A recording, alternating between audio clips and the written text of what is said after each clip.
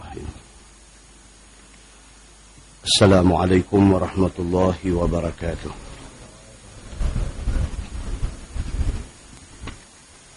Alhamdulillah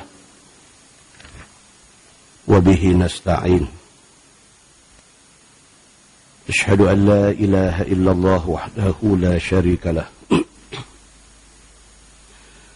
Wa ashhadu anna Muhammadan abduhu wa rasuluh. ونصلي ونسلم على هذا النبي الكريم سيد المرسلين وعلى آله وصحبه أجمعين أما بعد أيها المؤمنون اتقوا الله أوصيكم وإياي بتقوى الله فقد فاز المتقون. Muslimin dan muslimat, mudah-mudahan dirahmati Allah subhanahu wa ta'ala. Di dalam sebuah hadis an Anas bin Malik radhiyallahu anhu qala saqata Rasulullah sallallahu alaihi wasallam min faras fakhudisha أو فجحش شقه الأيمن فدخلنا عليه نعوده فحضرت الصلاة فصلى قاعدا فصلينا قعودا وقال النبي صلى الله عليه وسلم إنما جعل الإمام ليؤتم به فإذا كبر فكبروا وإذا ركع فاركعوا وإذا رفع فارفعوا وإذا قال سمع الله لمن حمده فقولوا Rabbana walakal hamd atau kama qala, hadis sahih riwayat Al-Bukhari.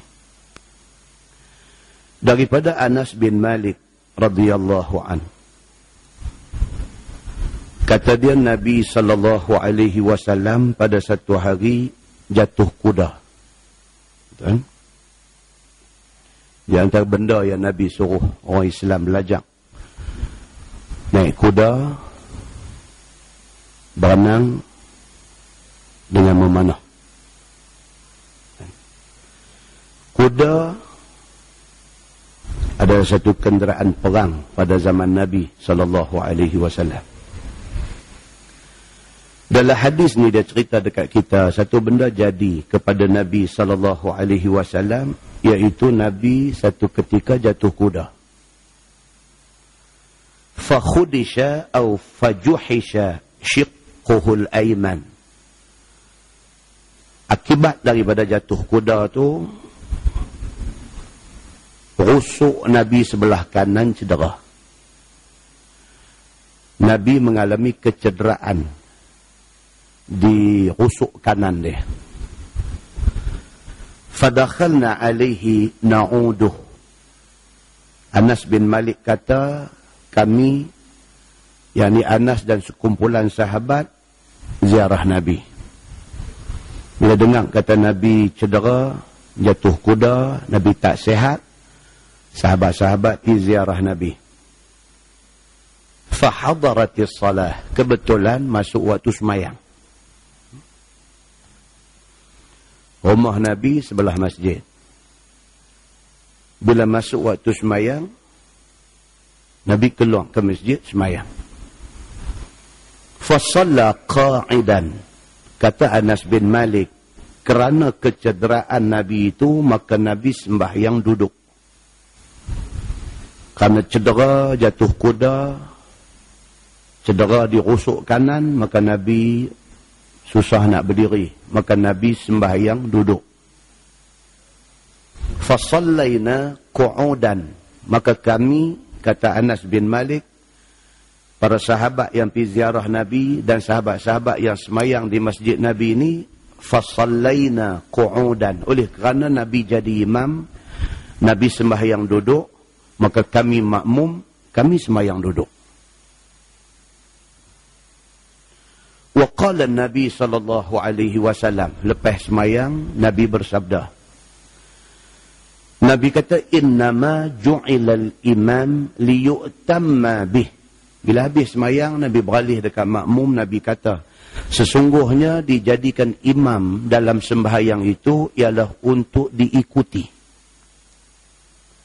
Maknanya Nabi SAW nak mengesahkan apa yang sahabat buat. Imam dijadikan untuk diikuti. Apabila imam sembahyang duduk, maka makmum sembahyang duduk. Itu maksudnya. Nabi kata, innama ju'ilal imam liyu'tamma bih. Sesungguhnya dijadikan imam sembahyang itu untuk diikuti. Fa'idha kabbara fakabbiru.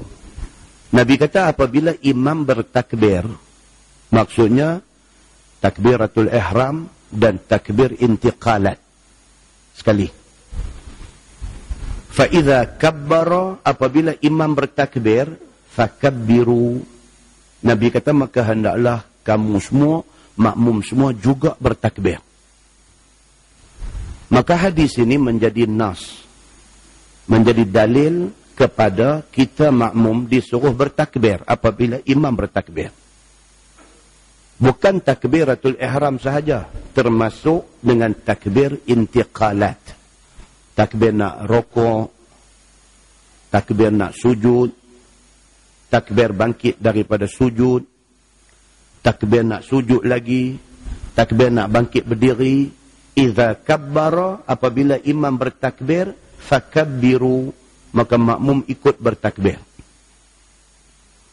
Walaupun benda tu sunat, dia duduk dalam kumpulan sunat hay'ah, dia panggil. Sunat yang tidak dituntut, tetapi dia tertakluk di dalam hadis Nabi sallallahu alaihi wasallam. Bila imam rokok, Allahu Akbar. Kita nak rokok ni, makmum pun sebut Allahu Akbar. Sebut tu pasal apa? Pasal hadis yang kita baca ni memerintahkan kita suruh sebut. Bila imam nak sujud, daripada berdiri tegak, dia nak sujud. Dia kata Allahu Akbar. Makmum sebut juga Allahu Akbar. Jangan pakai sengap, sunyi. Pasal apa? Pasal Nabi suruh kita sebut. Wa idza raka'a farka'u. Nabi kata apabila imam rokok, kamu ikut rokok. Wa idza rafa'a, apabila imam angkat kepala daripada rokok, farfa'u, maka kamu pun ikut angkat kepala daripada rokok. Di sinilah nas yang dipegang oleh Imam Ahmad bin Hanbal. Dia kira kita tak boleh ketinggalan walaupun satu rukun. Pasal apa? Pasal hadis Bukhari ini. Saya baru balik umrah. Masa semayang di Masjid Nabawi, satu Arab Saudi, dia duduk sebelah. Dia tegur saya pasal saya terlewat. Masa daripada qiyam, rokok, imam dah rokok, saya duduk baca Fatihah tak habis lagi. Imam tu laju sikit hari tu. Imam bangkit, Sami Allahu liman hamidah. Saya baru habis Fatihah, baru rokok. Saya miss. Bagi salam, dia pegang, dia tanya tu. Limaza ta'akharta? Dia kata, hang lambat pasal apa? Saya habaq dia, kata saya, mazhab Syafi'i. Dalam mazhab Syafi'i dibenarkan terlewat 3 rukun yang panjang. Dia buat heran. Dia macam tak pernah dengar benda tu. Betul ke? Dia kata. Saya kata sah. Betul. Dia buat mulut satu macam. Sebab dalam mazhab Hambali, ni hadis ni. Iza kabbara al-imam, fakabbiru. Apabila imam takbir, hampa kena takbir. Iza raka'a al-imam, apabila imam raka', farka'u, hampa kena raka'. Dia kata, Nabi kata, dan hadis ini hadis sahih, riwayat Al-Bukhari. Maka mereka pegang yang ni. Nampak tuan? Kita terang kat dia buat heran. Kita pun tak kuatlah, biar pergi ke dia lah. Pasti kita tahu apa yang kita buat. Dan kita tahu apa yang dia pegang. Pasal dia berpegang kepada keputusan Imam Ahmad bin Hanbal. Apa hak dia kata pun betul, apa hak kita buat pun tak salah. Muslimin dan muslimat yang dirahmati Allah sekalian. Nabi kata, wa iza qala sami'allahu liman hamidah. Apabila imam bangkit daripada rokok, dia kata sami'allahu liman hamidah. Di sini pun ramai orang silap. Sami'allahu liman. Lam mim nun. Liman. Ada beberapa imam di beberapa masjid, dia baca sami'allahu limal hamidah. Telinga kita tangkap, pap, kata sebiji dia sebut sami'allahu limal. Orang imah kita ni. Kok kata kita salah dengar ke apa kasat lagi, tangkap lagi sekali sami'allahu limal juga. Makna dia hafal daripada sekolah Arab kecil dulu, dia hafal begitu. Sami'allahu liman. Allah mendengar bagi siapa, terjemahan dia. Hamidah, yang memujinya. Siapa juga yang puji Allah, sebut Alhamdulillah, Tuhan dengar. Kalau sami'allahu liman hamidah, maksud Allah dengar leman, duk sebut. Ya. Apabila imam kata sami'allahu liman hamidah, Nabi kata faqulu, maka hendaklah makmum kata Rabbana walakal hamd. Maksud dia apa dia? Apabila kita jadi imam, yang lain semua ikut imam. Imam rokok dia kata Allahu Akbar, kita pun rokok kata Allahu Akbar. Satu aja kita tak ikut dia. Apabila dia kata sami'allahu liman hamidah, makmum tak kata sami'allahu liman hamidah. Makmum kata Rabbana walakal hamd. Yang ni ramai orang buat silap. Start pada malam ni apa betul? Bila imam kata sami'allahu liman hamidah, makmum tidak dituntut dan tidak disunatkan suruh kata sami'allahu liman hamidah. Sebaliknya makmum disuruh kata, Nabi kata faqulu Rabbana walakal hamd. Dalam hadis lain dia kata Rabbana lakal hamd. Dua-dua riwayat yang sahih. Muslimin dan muslimat yang dirahmati Allah sekalian, hadis itu hadis sahih. Di dalam sebuah hadis lain riwayat daripada Abi Wa'il radhiyallahu anhu. Sebelum tu hadis tadi. Hadis tadi kemudiannya dimansuhkan dari segi apa? Dari segi apabila imam sembahyang duduk, makmum sembahyang berdiri. Hadis ni dimansuhkan bahagian tu.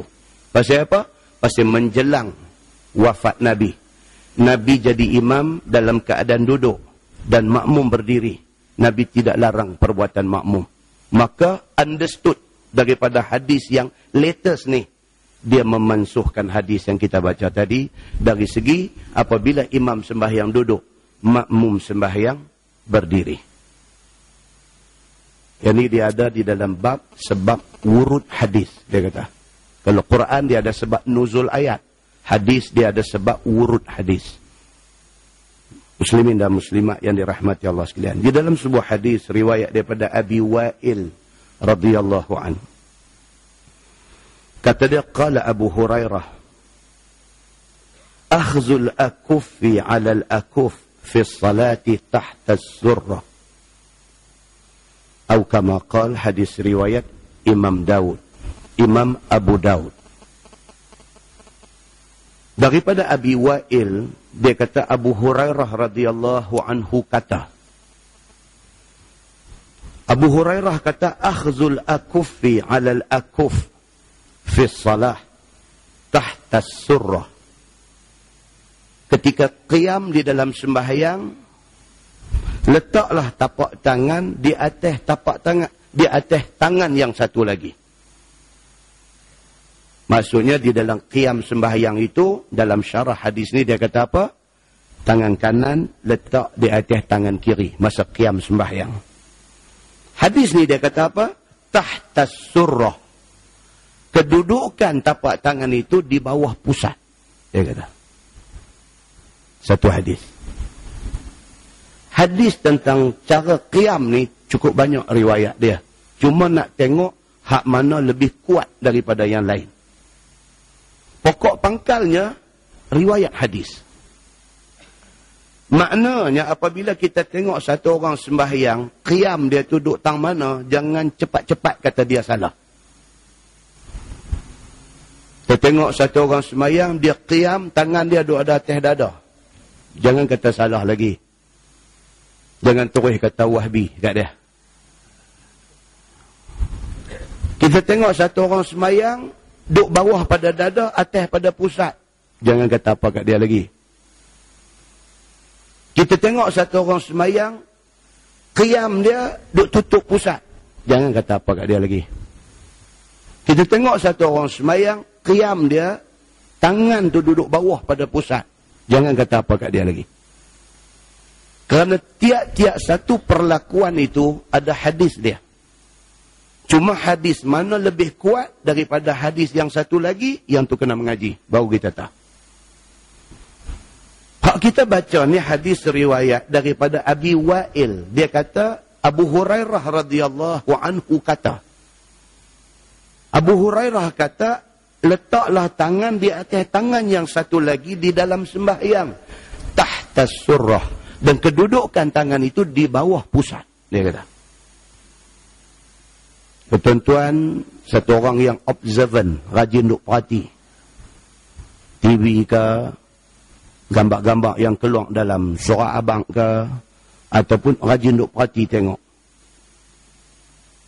Tok Guru ni Aziz, dia semayang, tangan dia bawah pada pusat.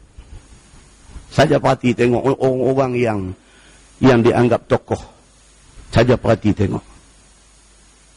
Kita tengok dalam TV, siaran terus-menerus, sembahyang di Masjidil Haram. Kita tengok imam-imam Masjidil Haram. Abdul Rahman Sudais misalnya, dia qiyam, tangan dia duduk tang mana. Tak ada lah sampai atas dada betul-betul. Dia duduk bawah pada dada sikit, atas pada pusat. Kita duduk tengok kan. Kita tak boleh kata dia ni betul, dia ni tak betul, dia ni tak betul. Tak boleh. Tak boleh. Kita kena tengok nas hadis yang ada. Hadis yang kita baca ni cerita Abu Hurairah radhiyallahu anhu. Dalam hadis ni, Abu Hurairah kata, qiyam, letak tangan di atas satu tangan lagi, kedudukan dia tahta surrah, di bawah pusat. Dia kata. Dalam komen terhadap hadis ni, dia kata, waqala Abu Dawud, sami'tu Ahmad bin Hanbal yudha'ifu Abdurrahman bin Ishaq al-Kufi. Imam Ahmad bin Hanbal, Imam Mazhab Hanbali, dia mendhaifkan salah seorang daripada rawi hadis ini, iaitu Abdurrahman bin Ishaq al-Kufi. Maka di sisi Imam Ahmad bin Hanbal, hadis ini tidak sahih. Tapi hadis ni ada sikit problem. Pada siapa? Pada salah seorang rawi ini. Problem apa? Mungkin Abdurrahman bin Ishaq ni, dia ni ingatan dia tidak syarp, tidak cukup kuat. Dia biasa meriwayatkan satu hadis dengan satu hadis, dia macam ada confuse misalnya, maka jatuh status hadis itu. Tapi hadis kada? Hadis. Tetapi dia tidak duduk pada kedudukan yang sahih dan kuat. Habis kalau kita nak semayang, kita nak qiyam, tangan kita di bawah pusat, boleh tak boleh? Boleh. Pasal masih ada nas yang disandarkan, walaupun nasnya kurang kuat. Kurang kuat mengikut penilaian Imam Ahmad bin Hanbal. Mungkin bagi imam lain, dia kata kuat. Ini hadis. Selagi mana ada nas, ada hadis, maka selagi itu, benda tu kalau orang buat amalan, tak boleh kata salah. Begitu. Hadis itu hadis riwayat Imam Abu Dawud. Di dalam sebuah hadis lain, riwayat daripada Qabisah bin Khul an abihi Yazid bin Qunafah at-Ta'i radhiyallahu anhu qala, kana Rasulullah sallallahu alaihi wasallam ya ummuna فيأخذ شماله بيمينه أو كما قال. Hadis riwayat Imam At-Tirmizi. Daripada Qabisah bin Hulb, daripada bapa dia. Hulb, bapa dia sebenarnya nama Yazid bin Qunafah At-Tai. Kata Yazid ni, kana Rasulullah sallallahu alaihi wasallam ya ummuna. Kata dia, satu hari Nabi sallallahu alaihi wasallam menjadi imam kepada kami sembahyang. Fayakhudhu shimalahu biyaminih. Dalam qiyam sembahyang itu, tangan kanan Nabi pegang tangan kiri Nabi. Hadis itu hadis riwayat Imam At-Tirmizi. Hadisnya hadis hasan sahih. Dan hadis seumpama ni ada di dalam riwayat Muslim. Dan hadis itu sahih. Cerita kata bila qiyam ni tangan kanan duduk di atas. Dia bersabit daripada hadis yang sahih. Siapa pergi pegang terbalik, tangan kiri duduk di atas, itu menyalahi nas yang ada. Semua nas kata, tangan kanan pegang tangan kiri. Yang tu sepakat. Yang tak sepakatnya, kedudukan tangan itu. Di dada ke, tutup pusat ke, bawah pusat ke. Itu tidak sepakat. Dalam komen hadis tu dia kata wara'a ba'dhum yakni ahlul ilmi min ashabin nabi sallallahu alaihi wasallam wat tabi'in wa man ba'dahum an yadha'ahuma fawqa as-surrah. Wara'a ba'dhum an yadha'ahuma tahta as-surrah. Wa kullu dhalika wasi'un 'indahum. Dalam komen hadis ni dia kata apa? Sebahagian daripada sahabat Nabi sendiri dan sebahagian daripada tabi'in, golongan selepas sahabat. Sebahagian daripada mereka mengatakan kedudukan qiyam tangan itu fauqas surrah, mestilah di atas pusat. Wa ra'a ba'dhum anna yadha'ahuma tahta surrah. Sebahagian sahabat Nabi sendiri kata bawah pusat. Maknanya apa benda tu? Khilaf. Dan yang khilaf ni bukan kecil anak sahabat Nabi. Maknanya sebahagian sahabat biasa tengok Nabi sembahyang, dia qiyam tangan dia di atas pusat. Dan sebahagian sahabat biasa tengok Nabi qiyam dalam sembahyang dia, kedudukan tapak tangan dia di bawah pusat. Kesimpulan dia kata apa? Wa kullu zalika wasi'un 'indahum. Tak kira letak tangan atas pada pusat ke, bawah pada pusat ke, di kalangan para sahabat Nabi, benda tu wasi'. Benda tu fleksibel. Benda tu boleh belaka. Kalau nak qiyam tangan di atas pada pusat pun tak ada masalah di kalangan sahabat. Sahabat tak jadi berkelahi tentang hal ni. Kalau nak qiyam tangan tu di bawah pada pusat pun tak ada masalah di kalangan sahabat. Sahabat tak berkelahi tentang benda ni. Bahkan di kalangan sahabat, wa kullu zalika wasi'. Semua tu, atas pada pusat ke, bawah pada pusat ke nak qiyam, di kalangan sahabat dan tabi'in, benda tu satu kelapangan bagi mereka. Tidak menjadi punca kepada nak jadi berkelahi dan sebagainya. Bila kita baca benda-benda ni tuan-tuan, kita nak kena pelonggak pendirian kita. Pelonggak. Jangan ketat. Jangan pergi cari pasal dalam hal-hal yang tidak jadi punca berkelahi di kalangan sahabat. Jangan hari ini kita nak pergi berkelahi. Dalam sebuah hadis riwayat daripada Tawus radhiyallahu anhu, dia katakan Rasulullah sallallahu alaihi wasallam yad'u yadahu al-yumna ala yadihi al-yusra thumma yashuddu bainahuma ala sadrihi wa huwa fi shalah. Hadis itu hadis sahih riwayat Imam Abu Daud. Daripada Tawus radhiyallahu anhu, dia kata Nabi sallallahu alaihi wasallam letak tangan kanan atas tangan kiri sewaktu qiyam sembahyang, summa yashuddu bainahuma ala sadri. Kemudian Nabi perkemah tangan tu letak di atas dadanya. wa huwa fi shalah, dan itulah keadaan ketika Nabi sembahyang. Hadis itu hadis sahih. Oleh kerana hadis ini kuat daripada dua hadis yang dibacakan tadi, maka Imam Ahmad bin Hanbal dia sunatkan apabila qiyam tangan di atas dada, dia kata. Dan demikian juga riwayat yang sama ada di dalam Sahih Al-Bukhari. Kita hari ini kena wasi' dalam hal ni. Bila tengok satu orang semayang, tangan dia qiyam di atas dada, kita tahu itu ada hadis, bahkan itu hadis sahih. Bila kita tengok satu orang semayang, atas pada pusat, kita tahu ada hadis. Hadis itu hasan. Bila kita tengok satu orang semayang, tangan bawah pada pusat, kita tahu kata itu hadis. Hadis itu Imam Ahmad bin Hanbal mendaifkan salah seorang rawinya. Tetapi tiga-tiga tu tidak salah. Tidak menjadi punca bergaduh di kalangan para sahabat Nabi ridwanullah alaihim ajma'in.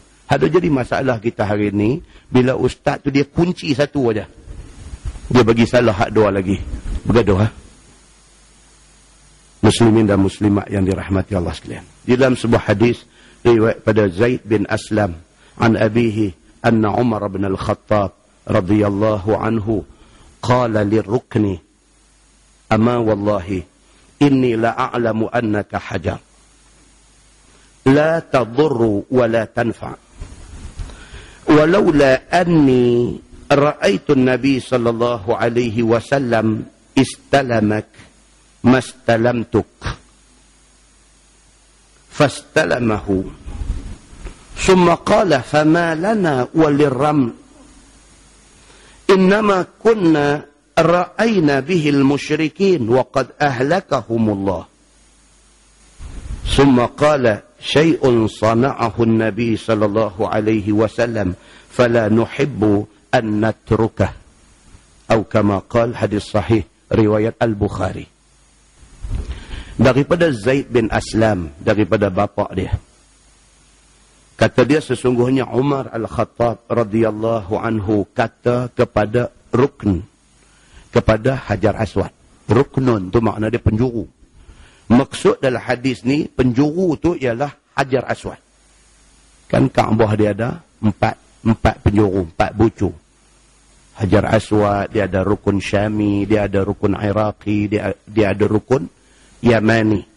Rukun tu makna dia apa? Penjuru. Ruknun dalam bahasa Arab. Macam kita faham kata rukun itu rukun negara. Bukan. Rukun itu makna dia ruknun. Makna dia penjuru. Ni ruknun.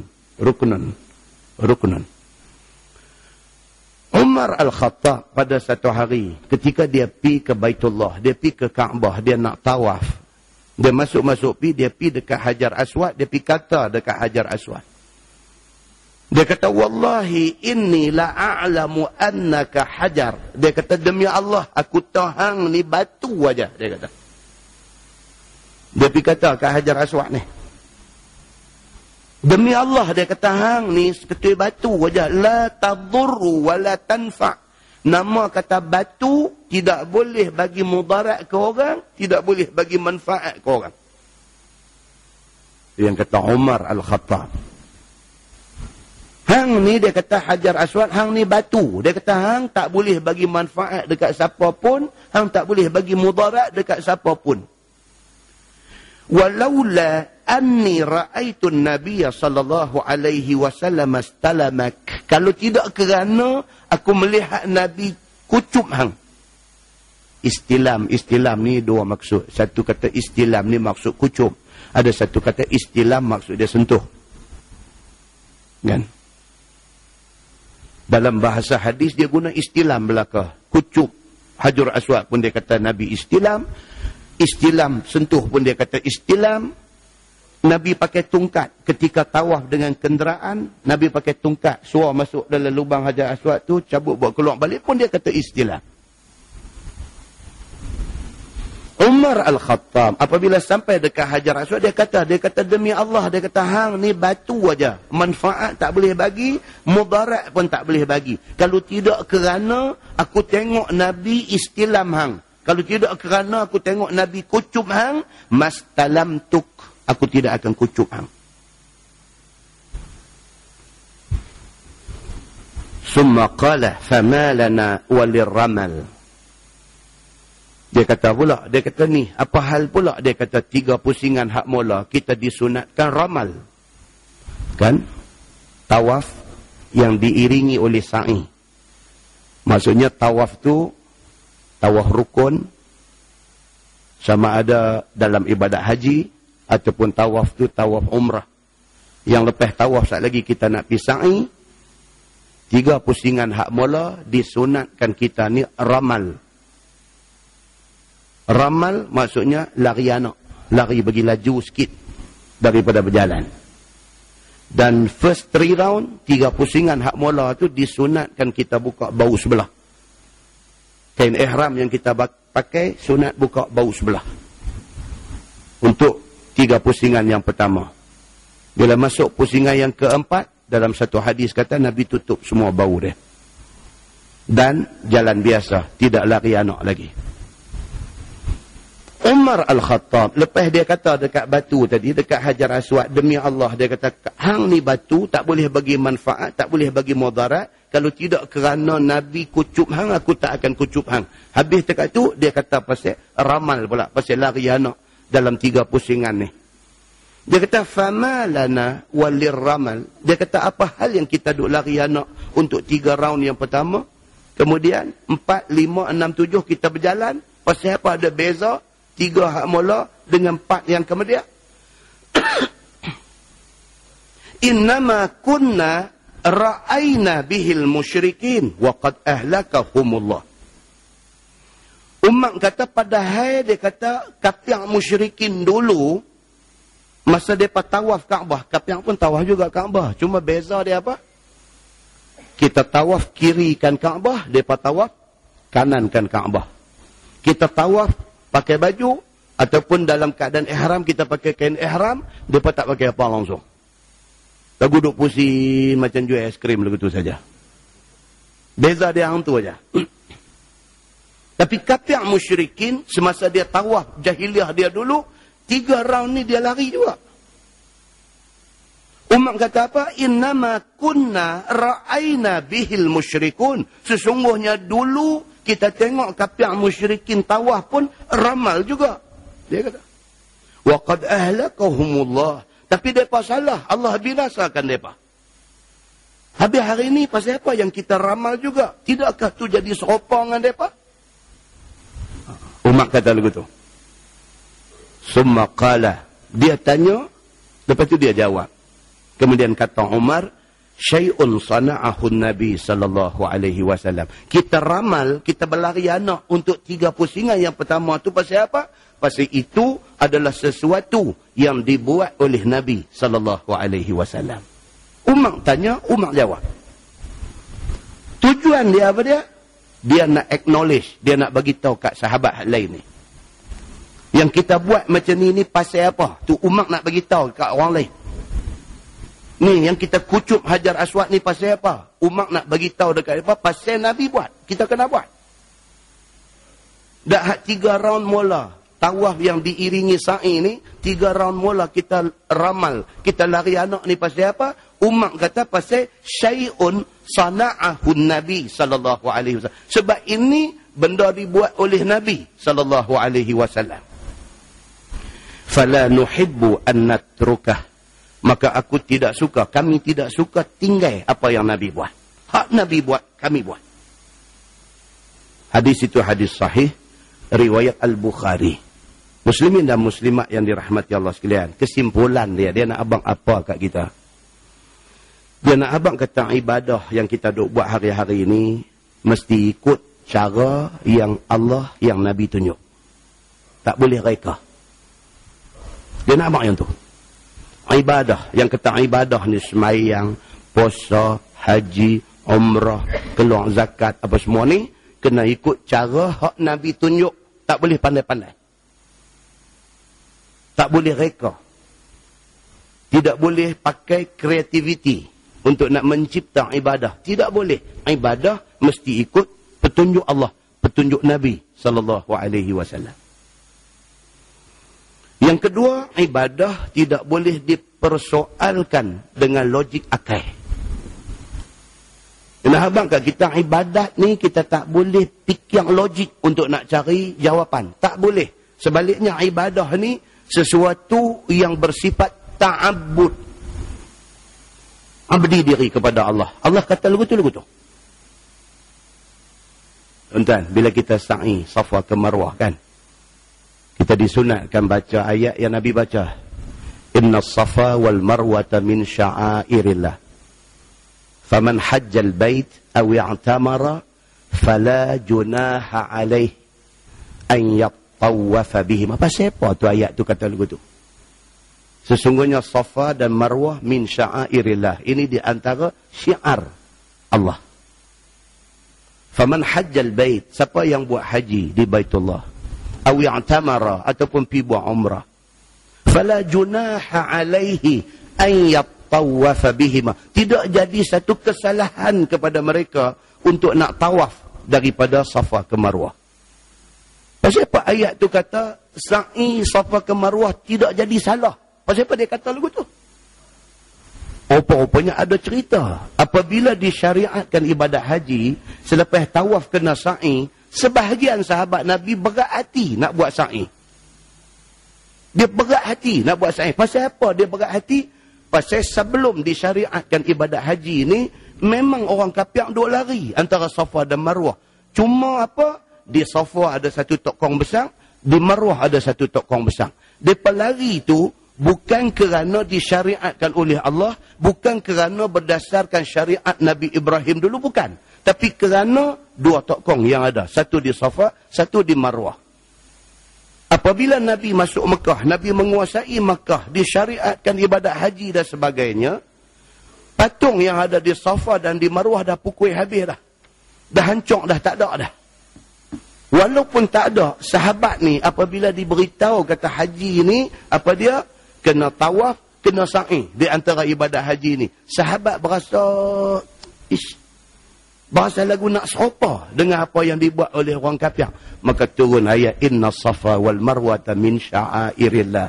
Faman hajjal bait aw i'tamara fala junaha alaih an yattawafa bihima. Tak apa, Tuhan kata tak salah kalau hampa lari daripada Safa ke Marwah 7 kali ni, tidak jadi salah. Bahkan ini diperintahkan oleh aku, Tuhan kata.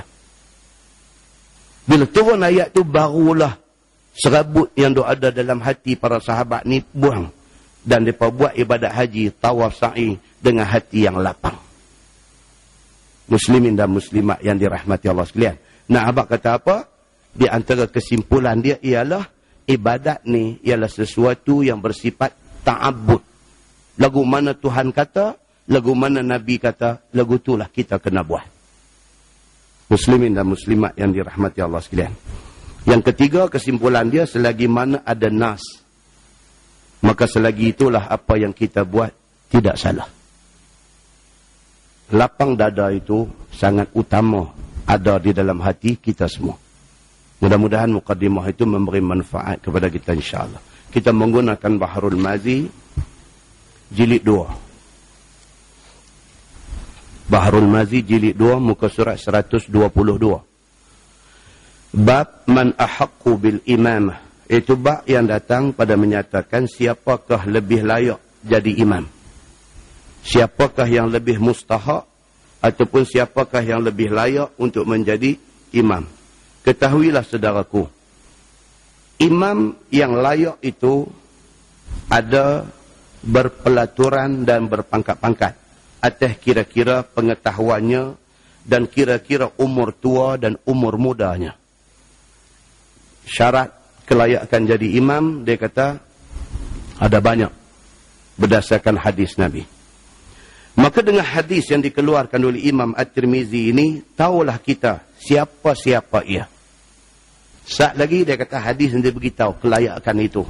Apa syarat-syarat dia? Kata hadis dia, an Abi Mas'ud Al-Ansari radhiyallahu anhu yaqul, qala Rasulullah sallallahu alaihi wasallam, ya ummul qaum aqra'uhum li kitabillah. Itu satu. Diriwayatkan daripada Abi Mas'ud Al-Ansari Kata dia sabda Nabi SAW. Jadi imam akan satu kaum itu orang yang lebih qari daripada kalangan mereka itu bagi kitab Allah. Kelayakan pertama untuk dipilih menjadi imam, dia hendaklah qari. Baca sedap. Betul tak betul tuan-tuan? Imam ini kena orang yang suara sedap? Betul. Bila dia main orang suara tak sedap jadi imam, memulai dalam perut kita. Sudahlah suara tak sedap. Dia pula jenis tebiang duk baca surah panjang pula. Yang ni ya.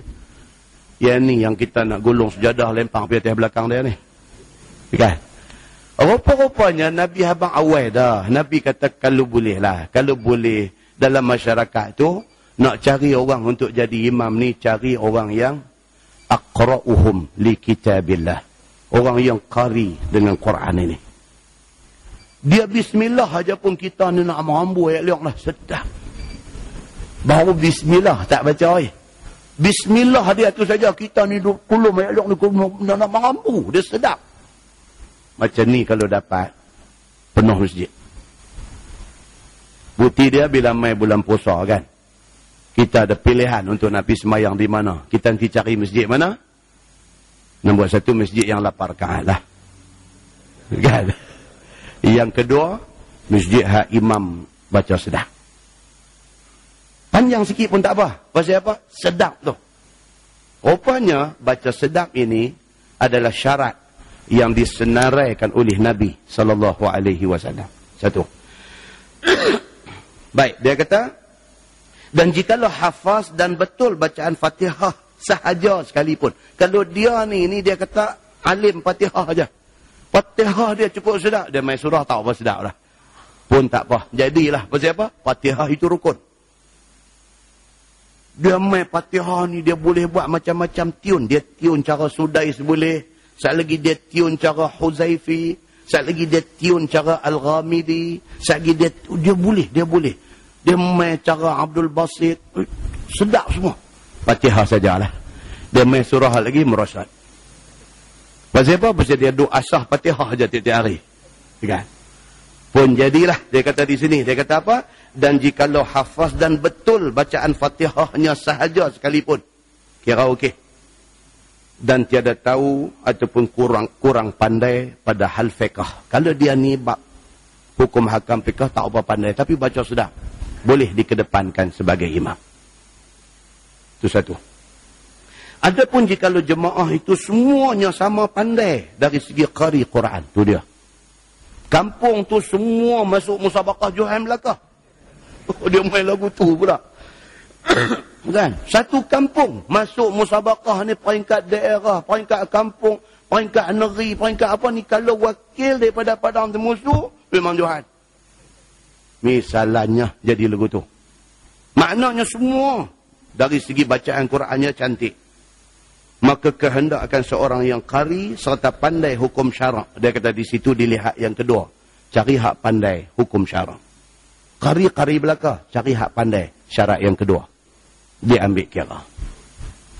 Demikianlah suruh Nabi SAW. Seperti sabdanya. فَإِنْ كَانُوا فِي الْقِرَاءَةِ سَوَاءَ فَأَعْلَمُهُمْ بِالسُّنَّةِ. Nabi kata, maka jika ada mereka itu sama dari segi pandai Quran ni, maka kehendak orang yang lebih pandai daripada mereka itu dengan sunnah. Bila Quran semua sama pandai, tengok dari segi sunnah. Siapa pula alim sunnah di kalangan mereka tu? Dia lebih utama daripada yang pandai Quran saja. Itu syarat-syarat dia. Baik, masalah dia kata, imam yang qari ataupun pandai fiqh, mana satu didahulukan? Antara dua ni. Hak suara sedap tapi hukum hakam tak reti. Dengan hak pandai soal fiqh ni, hukum hakam pandai baca tak sedap. Mana lebih kelayakan untuk menjadi imam? Dia kata. Hari ni kan orang rajin duk bercakap soal al-awlawiyat. Dia kata. Awlawiyat. Keutamaan. Kan sampai ada satu dia panggil fiqh al-awlawiyat. Fiqh keutamaan. Dua-dua penting. Hak mana lebih penting? Ni, dalam nak menyusun tu. dalam nak menyusun keutamaan, nak bagi prioriti, hak mana lebih penting daripada hak kurang penting. Baik, bila bertembung dua ni, hak seorang ni qari, cukup sedap baca, tapi hukum fiqh tak reti. Hak seorang lagi cukup pandai hukum fiqh, baca tak sedap. Mana satu nak diberi keutamaan? Kata Imam At-Tirmizi, dan bermula amal atas itu hadis di sisi ahlul ilmi. Kata mereka itu bermula yang lebih mustahak orang yang jadi imam itu ialah yang lebih qari bagi Quran. Sebahagian ulama kata apa? Menang dekat kawan hak qari ni lagi. Walaupun dia tahu apa pandai hukum fiqh, tapi kerana dia qari, dia lebih layak. Begitu.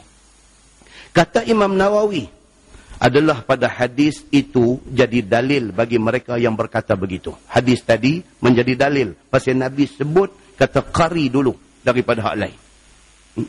Didahulukan yang lebih qari Quran atas yang pandai fiqh, dan dialah mazhab Abu Hanifah dan mazhab Ahmad bin Hanbal dan setengah daripada ashab kita Syafi'i.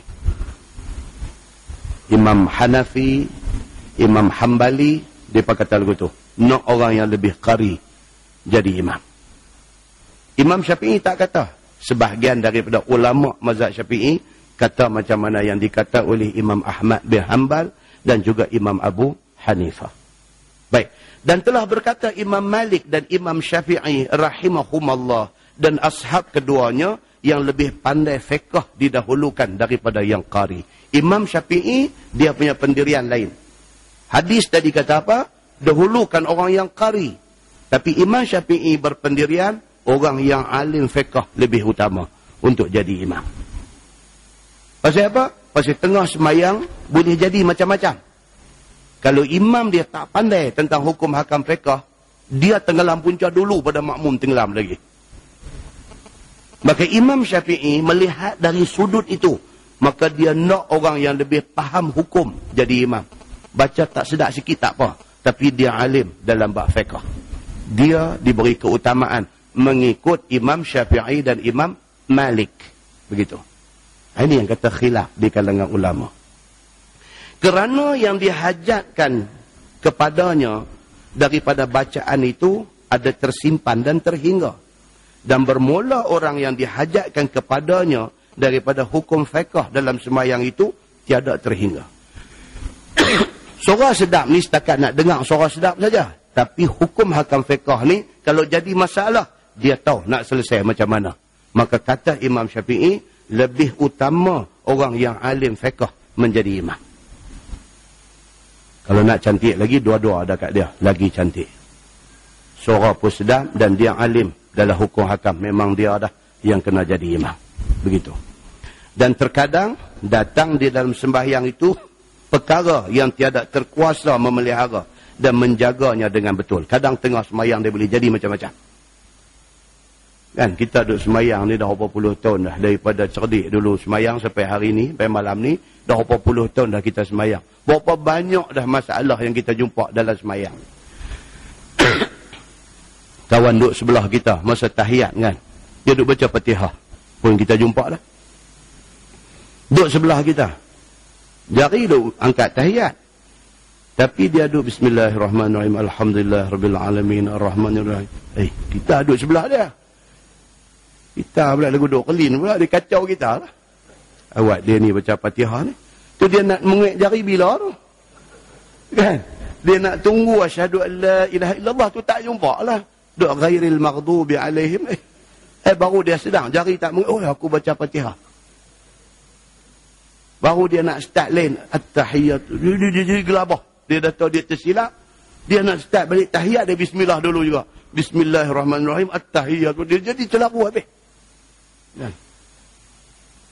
Biasa orang jadi itu jadi ke orang sebelah kita.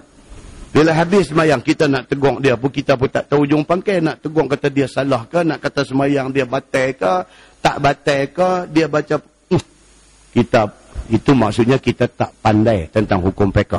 Maka kita tak tahu nak selesai masalah tu macam mana. Tu di antara benda yang kita biasa jumpa. Kan? Baik. So dia kata melainkan orang yang sempurna fiqhnya Bila jadi apa pun, dia tahu nak selesai macam mana. Dan telah berkata segala ulama, sebab pun dikehendaki orang yang lebih fiqh dahulu daripada imam, daripada orang yang qari, kerana orang yang sempurna fiqh itu lebih berkuasa memelihara dan menjaga perkara yang tidak terkuasa oleh orang yang qari sahaja dengan betulnya. Orang yang pandai hukum fiqh ni, dia tahu nak selesai, nak troubleshoot problem apabila berlaku sesuatu problem. Itu kelebihan dia. Dan itulah sebab dikehendaki oleh Nabi sallallahu alaihi wasallam akan Abu Bakar As-Siddiq pada sembahyang menjadi imam. Ini hujah dia. Dan jadi segala sahabat lain itu makmum. Orang yang kata hukum fiqh itu lebih utama, diberi perhatian daripada qari. Hujah mereka apabila Nabi sakit, Nabi pilih siapa untuk jadi imam ganti dia di Masjid Nabawi? Nabi pilih Abu Bakar As-Siddiq. Sedangkan pada masa tu hak suara lebih sedap daripada Abu Bakar duk ada lagi. Contohnya siapa dia? Sahabat-sahabat yang suara sedap. Ka'ab bin Malik. Ada hadis cerita tentang sedapnya suara Ka'ab bin Malik ini. Contohnya sahabat yang hadis cerita suara sedap ni siapa? Tamim Ad-Dari. Suara sedap. Tapi bila mai tang Nabi sakit, Nabi tidak pilih Ka'ab untuk jadi imam ganti tempat dia sebagai imam di Masjid Nabawi. Nabi pilih Abu Bakar As-Siddiq. Bukan Abu Bakar suara tak sedap, tapi ada orang lebih sedap pada dia. Itu kita jangan salah faham. Saya ni piduk faham kata, Abu Bakar ni suara tak sedap. Dah, bukan macam tu. Bukan itu faham dia. Nah, abang kata ada orang yang suara lebih sedap daripada Abu Bakar. Ada orang lebih sedap pada dia, bukan makna dia tak sedap. Dah. Dengan kita, langit dengan bumi lah. Kita terserah buatlah macam mana pun suara kita. Abu Bakar jauh lebih sedap. Tapi pada zaman tu, ada lagi sahabat yang suara lebih sedap. Tapi Nabi pilih Abu Bakar As-Siddiq. Maka Imam Asy-Syafi'i berdasarkan apa yang Nabi buat di akhir hayat Nabi. Maka Imam Syafi'i kata apa? Keutamaan kepada orang yang alim fiqh daripada yang qari. Anda nampak tu hujah yang dipegang oleh imam-imam mazhab. Mereka ni bukan kecil anak tuan-tuan. Yang kata imam mazhab ni, terutamanya mazhab 4 ni, bukan kecil anak. Bukan bandingan dengan orang paling alim hari ni. Muslimin dan muslimat yang dirahmati Allah sekalian. Sungguh pun Nabi SAW telah menaskan atas bahawasanya orang lain daripadanya lebih pandai, lebih qari Quran daripadanya. Yakni daripada Abu Bakar As-Siddiq. Imam Syafi'i kata, walaupun dalam nas-nas menceritakan, ada sahabat lain yang lebih qari lagi daripada Abu Bakar As-Siddiq. Tapi Nabi pilih Abu Bakar ganti dia jadi imam. Itu hujah yang dipegang oleh Imam Asy-Syafi'i dan Imam Malik bin Anas. Masalah dia kata, imam qari dikemudiankan daripada imam pandai fiqh tu. Ulang yang tu saya baca dah. Dia nak cerita lagi tu lah. Hak mana lebih dulu, hak mana lebih dulu. Tonton buka sebelah.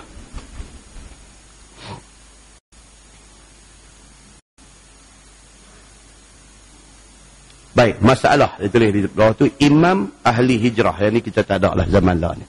Zaman Nabi dulu, keutamaan selepas daripada qari Quran, dia tengok alim dengan sunnah. Lepas tu dia tengok apa? Hadis tu kata, fa in kanu fi sunnah sawaan fa aqdamuhum hijrah. Dilihat kepada orang yang hijrah lebih dulu daripada hak lain. Siapa yang hijrah sama dengan Nabi, mereka mempunyai kelayakan lebih daripada yang hijrah kemudian daripada hijrah Nabi. Yang tu pun tak payah baca. Tonton tengok lagi. Muka sebelah lagi, masalah dia kata imamkan orang yang lebih tua pada umur. Yang tu kita baca. Telah bersabda Nabi SAW, fa in kanu fil hijrati sawaan fa akbaruhum sinnan. Maka jika adalah mereka itu sama dari segi hijrah dan perpindahan, semua ni hijrah sama dengan Nabi, maka dikehadapankan jadi imam orang yang tua pada umur. Dari segi qari semua sama kelayakan, dari segi alim fiqh sama kelayakan, dari segi alim sunnah sama kelayakan. Dari segi hijrah, sama kelayakan. Tengok umur. Siapa yang lebih tua, maka dia lebih utama dijadikan imam. Dia kata. Yakni apabila adalah satu kaum yang mau sembahyang berjamaah itu, bersamaan semuanya. Pada fiqahnya, pada bacaannya, pada hijrahnya. Maka ada di dalamnya seorang yang lebih tua pada umur. Ataupun lebih dahulu masuk Islam. Nescaya dikehadapankan yang tua umur. Ataupun yang dulu masuk Islam. Kerana bahawasanya ada fadilat yang melebihkan dengannya. Pasal orang tua lebih layak daripada orang muda jadi imam. Pasal orang muda dia raplah dia banyak. Raplah dia banyak. Tambah orang muda tak menikah lagi raplah banyak. Kan? Orang tua ni pendek kata dia tak serabut banyak, dia tak raplah banyak. Dia ibadat dia lebih tenang dan lebih cantik. Masalah dia nak fikir tak banyak. Anak semua lepas rumah dah. Anak semua menikah habis pakai keluar pergi kerja habis dah. Dia hidup dia apa dia? Nak ibadat kepada Allah. Kalau dia jadi imam, lebih cantik. Sebab kacau dalam kepala dia tu kurang. Berbanding dengan imam hak muda ni. Bukan imam muda. Ini imam muda marah pula. Imam hak muda. Hak tu lain. Imam muda lain. Imam hak muda lain. Imam hak muda ni dia duk fikir ni saat lagi nak pergi tukang sport rim nak ambil rim berapa tu. Imam yang muda. Kan? Muda. Maklumlah nama pun muda. Kan? Dia duk fikir ni nak pakai rim 16 ke 17. Dia kata kalau 17 tayar mahal sikit. Jadi imam. Kacau lah. Kacau. Hak tua nak fikir lagi pasal rim kereta. Ada. Tayar dia botak pun dia tak ambil. Tak apa nak fikir pasal tukar rim. Maknanya apa? Serabut dia kurang. Maka itu keutamaan orang tua. Dia kata. Masalah dia kata imamkan orang yang lebih warak. Ni pula dia main perbincangan lain pula. Dia kata dalam kalangan hak tua-tua ataupun hak ada tu, alangkah cantiknya kalau kita boleh cari hak lebih waraknya. Kata Imam Nawawi, dan bagi kita mazhab Syafi'i ada satu wajah yang telah memilih akan dia oleh satu jemaah daripada ashab kita, bahawasanya orang yang lebih warak itu didahulukan jadi imam daripada yang lebih fiqh dan yang lebih qari, kerana maksud menjadi imam itu berhasil daripada orang yang lebih warak, bahkan lebih banyak daripada orang lainnya. Dia kata kalau hak warak ni lebih lagi. Warak ni apa tuan-tuan? Dia satu yang sangat subjektif. Nak terang secara tepat tak boleh. Warak. Ada setengah orang kata warak tu tengok hak biji mata udui itu warak. Dia kata, dah udui bukan sebarang udui. Kadang-kadang udui itu pun kasar juga. Ada orang kata hak warak ni hak apa? Hak cakap tak banyak. Hak tu warak. Tak juga. Dia tak cakap banyak ni pasal dia tak ada idea. Bukan pasal dia warak. Ada tak cakap banyak, sengap ya, tapi tak sembahyang. Ada. Maka tak cakap banyak itu bukan ukuran mutlak dia. Walaupun tak cakap banyak itu bagus, tapi bukan itu ukuran warak dia. Kan ada orang dia born as a good guy. Dia ni memang beranak main budak bagus. Ada. Siapa pun tengok muka dia kata bagus dia ni. Memang dia bagus, cuma dia tak sembahyang ya. Itu ya. Dia tak tipu orang. Dia tak cakap lebih kurang dekat orang. Tak ada. Yang tu semua tak. Maknanya bagus tak bagus? Bagus. Tapi tak sembahyang. Tapi bagus. Kan? Dia dilahirkan sebagai orang yang bagus. Cuma tak sembahyang. Itu masalah. Cuma tak sembahyang tu boleh sebut ke? Dah. Tak sembahyang tu yang masalah besar. Bukan cuma yang tu. Kan? Kalau tak sembahyang, kira pada awal pangkah dah. Tak mau dah. Walaupun dia bagus, dia tak tipu orang, dia tak apa, tapi tak sembahyang ni kita tak mau. Satu orang main nak masuk meminang anak kita. Kita anak perempuan. Satu orang main masuk minang. Mula sekali kita nak tahu apa dia. Mula sekali. Kerja apa? Kita mula sekali. Kerja apa? Tanya tu dulu. Kalau abang kerja tu boleh dengar punya. Okey. Jarang-jarang lah orang hari ni tanya sembahyang tak budak ni. Jarang. Tanya soalan tu. Tapi yang ke-35 sekejap lagi. Baru tanya. 1, 2, 3, 4, 5 hak lain dulu. Yang ke-35, oh last sekali lupa nak tanya. Dia sembahyang tak? Hak tu lupa nak tanya. Pasal apa? Pasal itulah kita. Itulah kita yang sebenarnya. Soal agama bukan satu yang utama dalam hidup kita. Maka kerana tu tak menjadi keutamaan dalam kita nak tanya. Muslimin dan muslimat yang dirahmati Allah sekalian. Kan? Ini benda dia nak beritahu. Baik. So warak ni dia kata macam mana nak mengenalnya. Dia beritahu dah. Bermula orang yang warak itu telah mentafsir akan dia oleh Imam Nawawi di dalam kitabnya At-Tahqiq dan juga di dalam kitabnya Majmu'. Imam Nawawi cuba nak terang yang kata orang warak itu macam mana. Iaitu orang yang menjauhkan segala syubhah kerana takutkan Allah. Itu satu. Bukan kata benda haram. Hak syubhah ni. Hak tak apa nak clear ni pun dia tak mahu. Dia tak mahu. Syubhah ni banyaklah. Syubhah ni maksud dia apa tuan-tuan? Benda hak kita tak jelas. Boleh ke tak boleh? Tak jelas. Di antaranya apa? Yang tak jelas ni di antaranya apa? Kita bila sebut itu kita nampak makanan dulu. Ada. Ni hak saham mai ni pun tak tahu juga macam mana. Kalau ni duk mengamuk. Saham mai. Kan? Betul-betul okey ke tak ke? Tak tahu syubhah. Kita tak kata tak okey. Dan kita pun tak berani kata okey. Pasal apa? Pasal kita pun tak tahu. Cuma yang tahunya mereka kata untung kuat.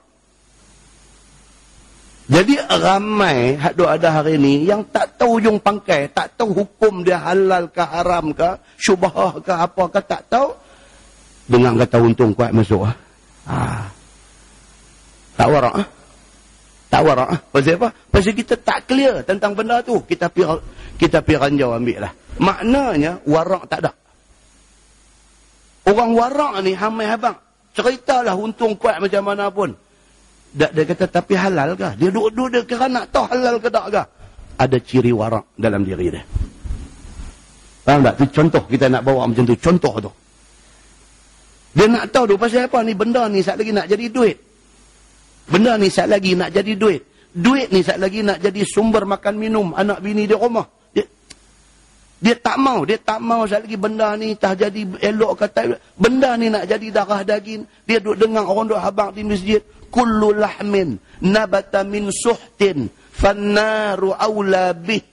Nabi kata setiap darah daging yang terbentuk daripada sumber yang tidak halal, neraka saja yang layak bagi dia. Dia tahu benda tu, dia tak mau benda tu kena ke dia dan keluarga dia. Dia warak. Ini yang dia kata apa? Ciri-ciri warak ni. Dia kata itu bahawasanya ada berlebihan di atas keadilannya. Iaitu apa tadi ni? Iaitu orang yang menjauh ke segala yang syubhah kerana takut Allah. Dan di dalam Aslur Raudah, nama kitab, iaitu bahawasanya ada berlebihan atas keadilannya. Iaitu daripada bagus perjalanannya, jalan hidupnya. Dia jaga elok. Dan meninggalkan keinginan nafsu daripada perkara yang busuk-busuk dan lucah. Maka apabila bermaksud warak itu dengan yang demikian itu, maka berhasillah orang yang menjadi imam itu khusyuk dia dalam sembahyang. Bila darah daging dia terbentuk daripada 100% sumber halal, khusyuk dia dapat. Khusyuk. Kita sampai malam ni umur nak 50, 60 dah. Kita pun tak tahu yang kata khusyuk tu macam mana. Pernahkah 50 umur kita malam ni sekali kita dapat khusyuk dalam sembahyang? Pernahkah? Tak tahu, tak berani kata. Pernahkah kita dapat lazat dalam sembahyang? Lazat. Dalam bahasa agama dia kata ada zauq. Dia ada tu satu mabuk dalam sembahyang. Dia sembahyang tu dia rasa tak tahu nak habang. Pernahkah rasa 50 tahun umur kita malam ni? Pernahkah rasa? Tak berani nak abang. Sikit yang ada dalam hati kita ni, sikit yang ada apa dia? Kalau tak sembahyang takut. Alhamdulillah, tu bagus dah tu. Bagus dah. Bila terlepas satu waktu semayang, kita jadi pucat, jadi ketak, jadi takut. Alhamdulillah, tu dah bagus dah. Kita tak dapat khusyuk dalam semayang pun, okey lah. Kalau sekiranya ada takut apabila kita tinggal satu perintah Allah. Pun okey dah. Jangan kita ni pergi jadi orang apa? Kita tak buat perintah Allah, tak nak berasa takut apa? Kita buat benda yang Tuhan haram, kita tak berasa takut apa? Habis kita ni. Jaga-jaga pagi, tengok pukul 7.30, subuh dah habis dah. Kita macam mana pada masa tu? Kalau kita masa tu boleh duduk lawang gelak dengan bini kita, 50 tahun hang penat lah. Tapi kalau jaga-jaga 7.30 pagi, dah cerah dah, waktu subuh dah habis dah, dia main ketang. Dia main ketang. Dia rasa menyengat dalam hati ni. Dia main berasa takut. Rasa, awak ni, aku ni, tak pernah aku miss semayang. Dia main, alhamdulillah. Walaupun kita miss semayang, takut tu Allah ada bagi dalam hati kita. Alhamdulillah. Lebih pada tu, kalau dapat khusyuk dalam semayang. Bila semayang ni kita dapat ni tak tahu nak habang ni. Tuan-tuan, benda-benda yang subjektif ni tak tahu nak habang. Bahagia, misalnya bahagia. Nak habang macam mana bahagia? Kadang-kadang orang ni, dia dapat kebahagiaan. Allah bagi dekat dia rumah tangga yang bahagia. Dia syukur dengan bini yang Tuhan bagi kat dia. Dia syukur dengan anak-anak yang Tuhan bagi kat dia. Bila orang tanya dia, Haji bahagia ke Haji? Dia tak tahu nak habang. Yang terbit di mulut dia apa dia? Alhamdulillah. Yang tu ya. Bahagia lah tu. Dia nak cerita tak tahu. Bila orang tanya Haji bahagia ke rumah tangga? Dia sebut Alhamdulillah yang mata turun deras. Alhamdulillah tuan-tuan. Bahagia ada kat dia. Dia nak cerita panjang tak tahu. Dia nak habang macam mana tak tahu. Tapi hati dia bahagia. Dia syukur pada Allah. Benda susah nak cerita. Kalau bahagia tu susah nak cerita, khusyuk lagi susah nak cerita. Muslimin dan muslimat yang dirahmati Allah sekalian. Benda ni semua akan terhasil dengan apa? Di antaranya, ni jaga benda-benda ni. Haram ni tak mau langsung. Syubhat pun kalau boleh tolak pergi ke tepi buang. Bahkan jaga segala-galanya. Allah akan bagi benda ni. Muslimin dan muslimat yang dirahmati Allah sekalian. Dan orang yang warak, yang memelihara diri daripada benda busuk, benda lucah, benda-benda yang tak elok dan sebagainya, semua dia jaga, maka terhasil khusyuk dalam diri dia dan boleh diharapkan mustajab doa. Tu yang lebih utama. Bila jadi imam, selain daripada dia menjadi imam yang sembahyangnya khusyuk, selain daripada tu, doa dia mustajab. Lepas sembahyang tu, dia angkat tangan, minta tu, Tuhan dengar. Tuhan malu kalau tak bagi apa hak dia minta. Pasal apa? Pasal bagus dia di sisi Allah Subhanahu wa ta'ala. Kau dapat macam ni punya imam, tak tahu nak abang.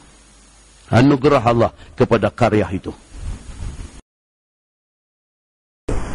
Kerana yang warak itulah yang akrab kepada yang demikian itu. Orang warak, dia ada benda ni. Dia ada khusyuk dalam semayang dan dia juga ada satu mustajab doa. Begitu. Dan telah berfirman Allah Subhanahu wa ta'ala, inna akramakum indallahi atqakum. Bahwasanya yang lebih daripada orang-orang kamu di sisi Allah ialah orang yang lebih takut kepada Allah di kalangan kamu. Itu yang kata takwa. Dia takut ke Tuhan, yang tu yang utama.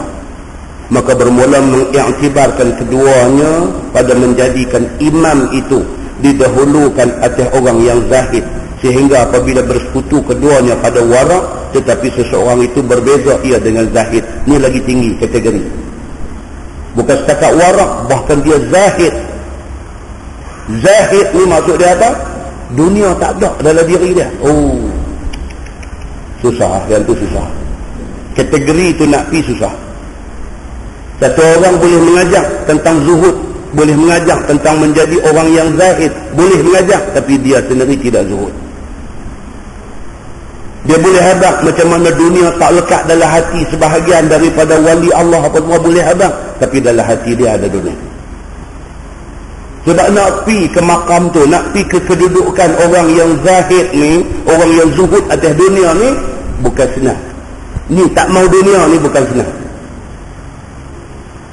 Dia boleh main start, dia boleh pi balik ni. Rasa ni. Satu sahabat saya itu ni, dia temai satu apa pun tak tahu dalam diri dia, nak kata zuhud ke zahid ke apa tak tahu, main dalam diri dia, televisyen pun buang daripada rumah ni. Televisyen buang. Dia main rumah kita, bawa anak-anak main rumah kita, dia tengoklah rumah kita TV dia ada berapa biji. Dia tengok-tengok anak dia ni pula mulut pipi kata pula budak-budak kan, mulut capui. Dia pergi kata, dengar ke kita pula? Dia kata, apa ustaz ni TV banyak. Kan? Kita pun terkejut. Betul TV banyak, tengok TV pun tak ada pun. Terkejut kita ni. Kita pun dia ingat, dahsyat dia ni. Dia ni heavyweight. Heavyweight. Bukan bantamweight. Kan kalau kita tengok boxing zaman dulu kan, zaman Muhammad Ali dulu kan. Oh, Muhammad Ali tu heavyweight. Itu kalau main sekolah pun berhenti kelas semua pakat turun di kantin pakat duk tengok Muhammad Ali lawan dengan Joe Buckner. Zaman tu. Hak bantamweight ni kurus-kurus lah. Kurus. Masuk pergi pakai seluar pendek tu pun nampak macam skirt guna tu. Lompat pun nampak melayang. Dia kena sebiji rebah pergi sampai penjuru. Yang tu bantamweight ataupun lightweight. Tak mau itu. Ni sampai tengok TV pun tak mau nak marah ni semua dunia ni. Ini heavyweight. Apalah. Tidak lama kemudian dia beli LCD screen yang paling latestnya buat di rumah. Yes. Pasal apa? Pasal zahid zuhud tu maisa dia pergi balik. Masa dia main tu tak mau semua. Tak apa lama. Nak tahan macam mana. Anak dia pergi sekolah. Di sekolah kawan-kawan duk cerita. Semalam gambar tu, gambar ni, gambar tu, gambar ni. Dia rumah dia TV tak mau. Ini internet semua tak ada. Apa semua. Kira tak ada. Nak duduk di dalam, dilingkungi oleh 4 tembok batu yang tak berdunia dengan orang. Dia nak hidup macam tu dalam masyarakat hari ini. Mungkin bagus niat dia. Tapi boleh tak dia buat? Dia main satu masa bukan LED hak latest lah. Bawa main mak tak ada rumah, kita pula pergi jalan di rumah dia. Sebaiklah anak kita besar-besar dah, mulut tak capai. Kalau anak kita pula pergi kata, ayah kita pun tak ada TV ni, yang tu bawa kan. Jadi yang kata istiqamah, yang kata satu benda yang bukan senang untuk dipertahankan. Lebih baik kita hidup dalam dunia realiti, berpijak di bumi nyata. Jangan sampai ke tahap tak mau benda ni semua. Sebab tak mungkin kita nak buang benda ni semua. Tak mungkin. Ada tapi kontrol. Ada tapi kontrol. Itu lebih baik daripada pergi ambil satu pendirian tak mau semua ni. Muslimin dan muslimat yang dirahmati Allah. Jadi nak cerita kata nak jadi sampai tahap ni, tahap sampai zahid, sampai tak mau semua ni, bukan senang nak abang. Kalau boleh buat betul, alhamdulillah, ini orang cukup bagus. Baik, dia kata apa? Sehingga apabila bersekutu keduanya pada warak, tetapi seorang itu berbeza ia dengan zahid, nescaya didahulukan jadi imam itu akan orang yang zahid. Itu lagi dahsyat dia ni. Masalah imam sembahyang di tempat orang ni pula satu tajuk lain. Kita pergi di masjid orang, boleh tak boleh kita duduk memandai duduk jadi imam. Walaupun kita pergi masjid tu, kita mengajar, kita bagi kuliah di masjid tu, boleh tak boleh, tak lagi terus pergi celapak naik jadi imam dengan tak ada siapa suruh. Kita ingat kita main mengajar malam ni, memang kita boleh jadi imam. Boleh tak boleh macam tu. Ketahuilah saudaraku, telah datang riwayat Tirmizi menyebutkan tiada boleh seseorang itu menjadi imam di dalam rumah orang ataupun di dalam masjid orang ataupun sebagainya melainkan dengan izinnya. Kita pergi rumah orang, kita pergi masjid orang, kita tak boleh nak naik jadi imam melainkan kita diminta ataupun kita diizinkan untuk menjadi imam, baru boleh. Pasal apa? Hormat tuan rumah itu diajak oleh Islam. hormat tuan rumah itu diajak oleh Islam. Sabda Nabi sallallahu alaihi wasallam, wala yu'ammur rajul fi sultanih, dan tiada boleh jadi imam satu orang laki-laki akan satu orang di dalam perintahnya. Tak boleh. Dalam kawasan pemerintahan dia, kita tak boleh masuk jadi imam. Pemerintahan dia apa? Rumah dia. Rumah dia pemerintahan dia. Karya dia pemerintahan imam karya itu. Kita tak boleh buat pandai di tempat orang. Kata Nawawi, bermula barang yang telah menyebut oleh ashab kita dan lain daripada mereka itu, bahwasanya tuan punya rumah dan tuan punya majlis dan juga imam masjid itu lebih mustahak jadi imam sembahyang di dalam perintahnya itu daripada orang lain. Tuan rumah lebih berhak jadi imam, imam masjid lebih berhak menjadi imam. Dan jika orang lain itu lebih faqih dan lebih qari dan lebih warak dan lebih afdal daripada yang datang itu sekalipun, walaupun hak main ni orang hebat, kelayakan menjadi imam orang tempatan juga lebih didahulukan, lebih diutamakan. Maka orang yang mempunyai tempat itu tetap lebih mustahak juga, lebih layak juga menjadi imam, jika kehendaknya ia sendiri jadi imam. Kalau dia nak jadi imam, kita tak boleh potong, dia kena jadi. Jika mau dia menjadi imam, mesti jadi imam ia. Dan jika sekiranya berkehendak ia ke hadapan sesiapa, maka boleh ia izinkan. Kalau tu imam malam tu dia tak mau jadi imam, dia minta siapa-siapa, kawan tu boleh naik. Tapi dengan syarat apa? Imam masjid tu suruh, baru boleh naik. Dan jika ada orang yang dijadikan imam itu orang kurang afdal nisbah kepada yang menjadi makmum, kerana tempat itu di bawah perintahnya, maka berlaku ia sebagaimana kehendaknya. Imam tunjuk satu orang naik, sedangkan ada lagi hal lebih bagus daripada kawah imam tunjuk tu. Jadi kawah imam tunjuk tu juga. Pasal apa? Autoriti ada dekat imam masjid tu. Dia tunjuk siapa, kawan tu naik. Walaupun ada hak lebih baik daripada kawan yang imam tu pilih. Tu, Islam bagi keistimewaan kepada tuan rumah. Keistimewaan tu Islam bagi. Sama lah dengan nisbah kita dalam Malaysia ni. Malaysia ni, tuan Malaysia ni siapa? Orang Melayu. Kita jangan jadi orang Melayu yang marah dekat Melayu. Tak boleh. Kita orang Melayu. Nama Malaysia ni dulu apa dia? Tanah Melayu. Nama dulu ni. Tuan kepada negeri ni, siapa dia? Orang Melayu. Maka layak ke tak layak orang Melayu mendapat keistimewaan dalam negeri ni? Layak. Siapa kata layak? Islam yang memberi kelayakan itu. Tuan rumah menjadi orang yang paling layak untuk berkuasa di situ. Ini benda yang Islam bagi tahu. Jadi kalau hari ini kita jadi orang Melayu, kita tak mau keistimewaan kita, tak cerdik. Kita memang layak mengambil keistimewaan kerana ini negeri kita. Kita tak mau orang sonok, tak mau orang punya pasal bagi mai kat kami. Nampak tuan? Ini asas yang ada di dalam agama kita. Nah, muslimin dan muslimat yang dirahmati Allah sekalian.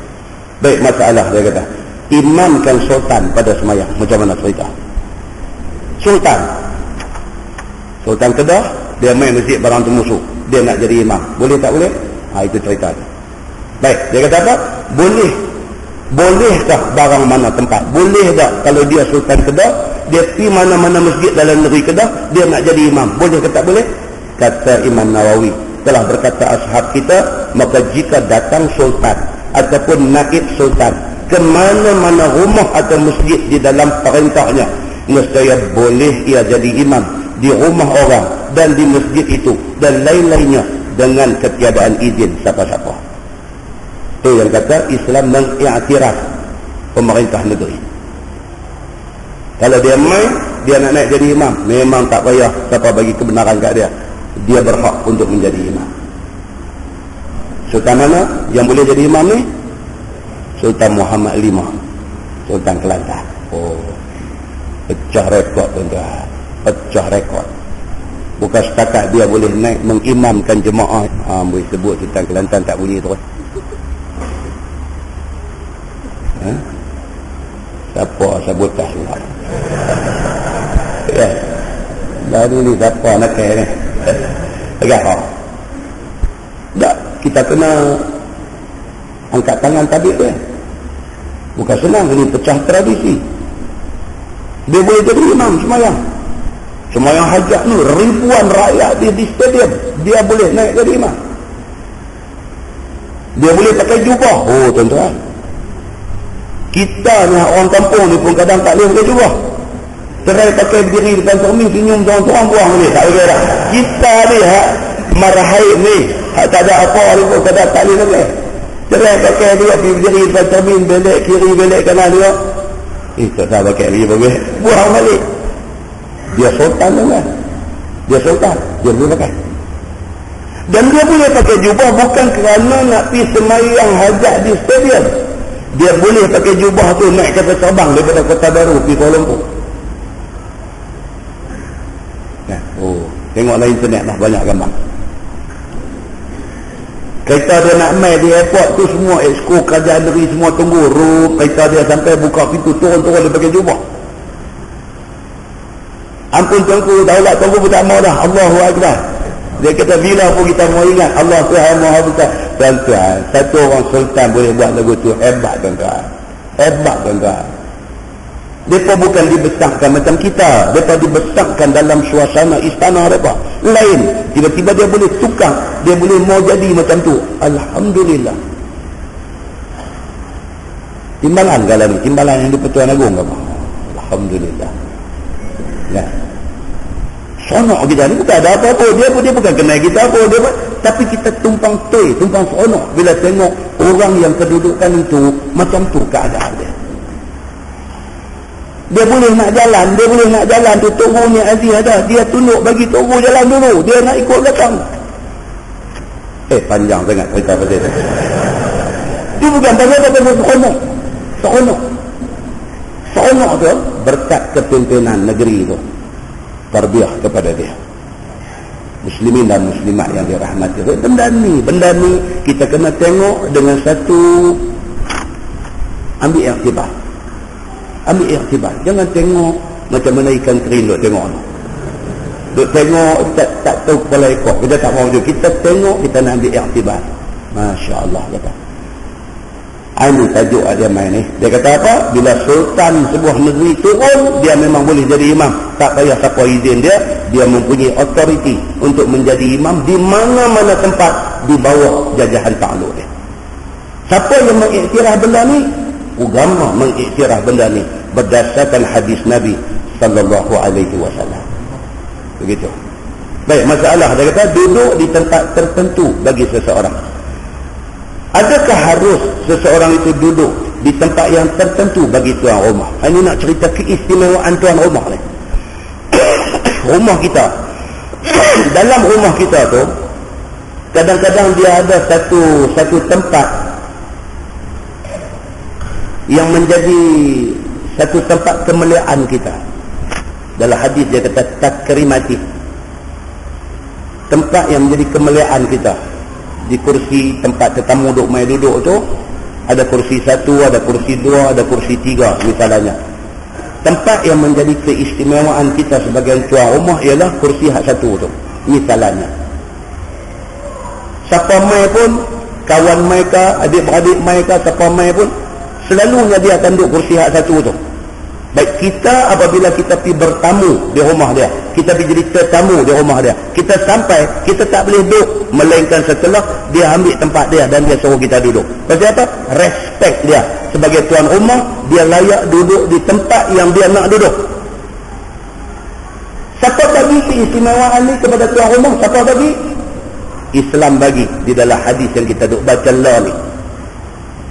Kalau tuan sebiji rumah kecil diberi keistimewaan, tuan kepada negara yang besar ni sama juga ada keistimewaan dia.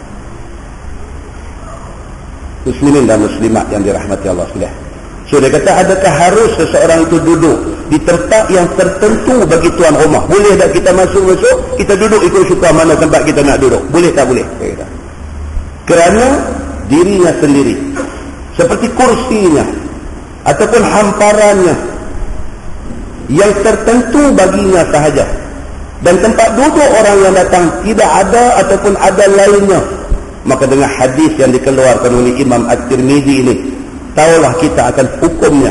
Sabda Nabi sallallahu alaihi wasallam, "Wala yujlasu ala takrimatihi fi baitihi illa biiznih." Itu hadis dia. Dan tiada harus didudukkan atas tempat yang tertentu bagi tuan rumah di dalam rumahnya melainkan dengan izinnya. Kita tak boleh pergi duduk suka hati kita. Dia kata duduk, kita tunggu dia duduk dulu. Tang mana dia duduk, hak lebih tu kita boleh duduk. Pasal apa? Pasal respect tuan rumah. Islam ajak kita, suruh kita hormat tuan rumah. Nah, baik. Kata At-Tirmizi, dan pada bab ini ada riwayat daripada Abi Sa'id dan Anas bin Malik bin Al-Khuwairith dan Amru bin Salamah. Dan katanya lagi, hadis Abi Mas'ud itu hadis yang hasan lagi sahih. Syekh Al-Albani kata ini hadis sahih, dia kata. Baik, dia kata imamkan, tengok di bawah tu, imamkan lain daripada imam masjid. Pada masjidnya apa hukumnya? Kata Imam Syafi'i, dan bermula imam bagi masjid itu seperti hukum tuan rumah juga. Tu imam satu masjid, dia macam tuan rumah kalau kita pergi rumah dia. Maka aku tidak suka bahawa mara ke depan menjadi imam orang yang lain daripada imam masjid itu. Imam Syafi'i kata imam masjid tu lebih aula, lebih layak jadi imam daripada orang lain, melainkan sultan. Sultan ini juga termasuk di dalam kategori sultan ini orang yang berkuasa. Kalau nisbah kepada daerah ni siapa dia? Qadi daerah misalnya. Kalau qadi daerah mai, dia layak menjadi imam dan dia boleh naik tanpa izin siapa-siapa. Pasal nisbah kepada daerah, dialah ketua daerah itu. Nisbah ke negeri, sultan. Orang-orang ini semua mempunyai otoriti, dan otoriti itu di-endorse, disahkan oleh agama. Begitu. Baik. Dan barang siapa jadi imam ia daripada bapa laki-laki, daripada orang yang aku makruhkan dia akan imamnya, maka mendiri dia akan sembahyang, nescaya memadai akan imamnya. Bermula yang ikhtiarnya ialah barang yang telah aku sifatkan itu, daripada marakan jadi imam itu akan ahli fiqh dan qari Quran dan tua umur dan dilihat pada nasab keturunan. Dan jika menjadi imam oleh satu orang Arabi yang datang pindah ke negeri, atau orang Badui yang tinggal di kampung-kampung, maka tidak mengapa ia insya-Allah. Dia kata kalau orang lain naik jadi imam, semayang sah dah? Semayang sah, tapi tak apa cantik. Cantiknya apa? Tuan rumah itu lebih utama. Dia kata, melainkan bahawasanya aku, kata Imam Syafi'i, aku suka jadi imam itu marakan orang-orang yang pada apa-apa hal pada menjadi imam. Imam Syafi'i kata, kok mana pun aku suka tu imam tempat tu juga yang naik menjadi imam. Masalah dia kata, imam kan orang yang huduh perangai, apa hukumnya? Dia ni perangai huduh, dia duduk naik jadi imam, apa hukumnya? Ni banyaklah soalan orang duduk tanya kadang-kadang kan. Ustaz ni tu imam tempat kami ni lagu ni duduk cerita ni, macam mana kami berimam dengan dia? Okey, so kita baca dia kata apa? Kata Imam Syafi'i di dalam kitab dia Al-Um, dan bahawa siapa sembahyang dia akan satu sembahyang daripada orang yang baligh lagi muslim yang mendiri, ia akan sembahyang, nescaya memadai akan dia. Kalau dia orang Islam baligh cukup umur, dia naik jadi imam, sembahyang tu sah, dia kata tak ada masalah. Dan mereka yang di belakangnya, yakni menjadi makmum oleh sembahyang mereka itu, maka jika adalah ia ketiadaan dipuji akan halnya pada agama sekalipun, sehabis-habis kuat ia menyalahi puji-pujian pada agama sekalipun, kerana sesungguhnya telah sembahyang sahabat Nabi sallallahu alaihi wasallam di belakang orang yang tiada dipuji pada perbuatannya daripada kalangan sultan dan lainnya. Itu dalilnya. Dia ada hadis lain. Cerita Abdullah bin Umar bin Al-Khattab, anak Sidina Umar. Dia banyak riwayat hadis. Dia orang hebat. Abdullah bin Umar bin Al-Khattab. Tuan-tuan, dia menjadi makmum kepada siapa dia jadi imam? Hajjaj. Manusia jahat. Hajjaj bin Yusuf Al-Thaqafi. Dia ni sebelum kemunculan dia pergi jadi governor, perintah apa semua pun, Nabi dah sebut dalam hadis dah. Nabi sebut dah. Nabi kata akan lahir daripada tempat dia ni, yang dia kata Hajjaj bin Yusuf As-Saqafi. Saqafi itu nama tempat dia, Saqif. Akan lahir daripada Saqif. Nabi kata satu orang yang sangat jahat perangainya.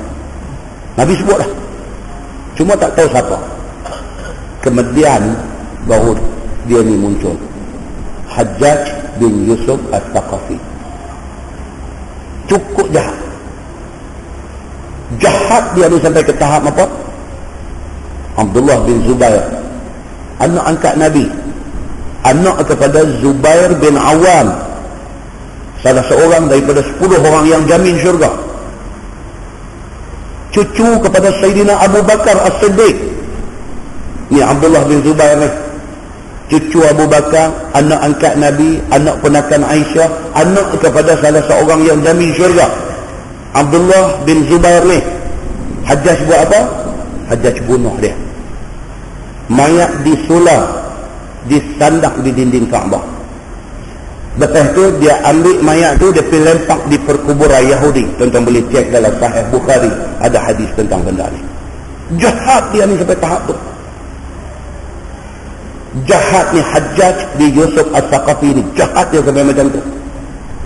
Dia mai ke tempat Abdullah bin Umar bin Al-Khattab, anak Sayyidina Umar Al-Khattab. Dia mai, dia satu tabiat Hajjaj ni apa dia? Dia pergi mana pun dia nak jadi imam. Orang duduk. Imam Malik, Imam Mazhab Maliki, Imam Malik, orang tanya dia, wahai imam, apa imam nak kata pada Hajjaj ni? Oh, Imam Malik ni tentu orang cukup hebat lah. Kalau kata warak, dialah manusia warak. Kalau kata zuhud, dialah orang yang zahid.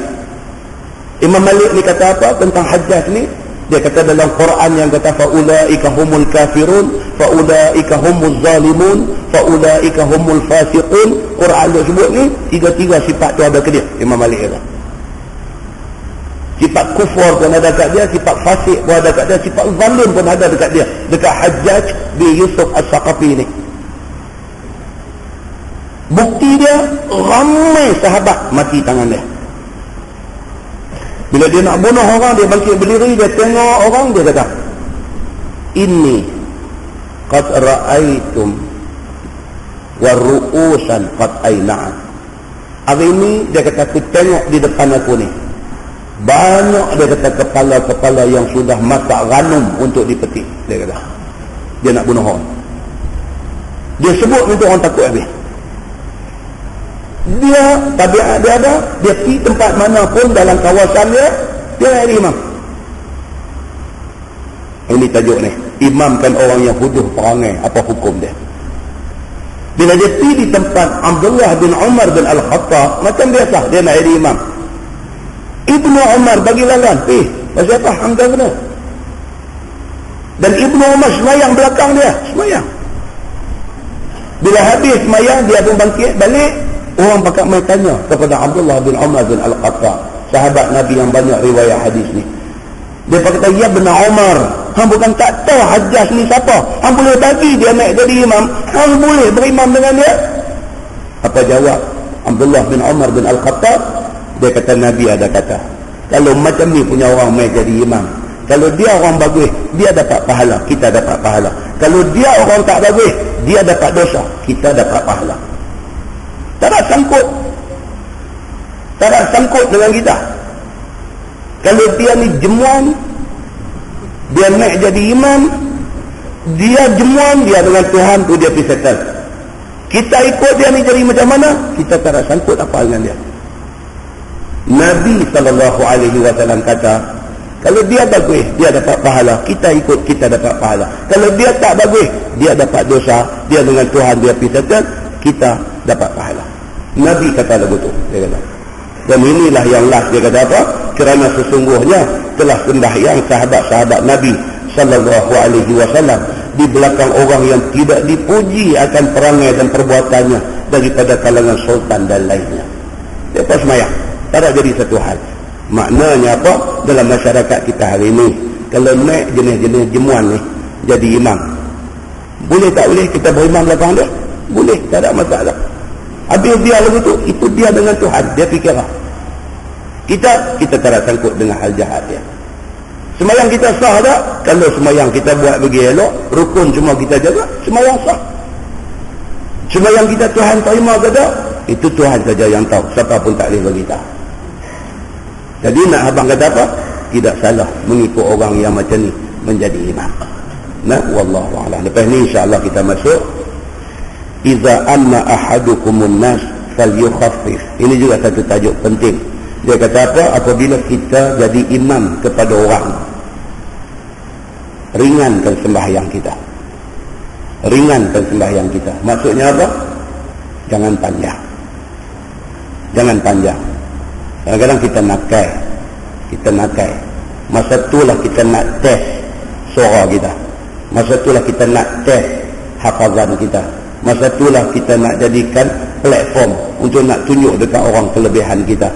Ini dia panggil imam nakai. Dia panggil imam nakai. Itu tajuk akan datang ni. Tajuk dia, apabila kita jadi imam, ringankan sembahyang kita. Pasal apa? Hadis ni insya-Allah dia akan bagi tahu kemudian. Pasal apa? Belakang ni macam-macam orang tu ada. Kita jangan duk ingat kata apa, ada ni semua orang muda-muda. Kita duk kata ada di belakang kita ni semua orang yang boleh tahan. Kita panjang sikit tak ada masalah. Betul orang muda. Tapi emergency nak main, kita tak tahu macam mana. Emergency. Tuan-tuan faham emergency? Dia elok-elok, tak ada apa. Takbir Allahu Akbar, habis doa kita dia memulai perut. Itu dia panggil emergency. Duk elok-elok.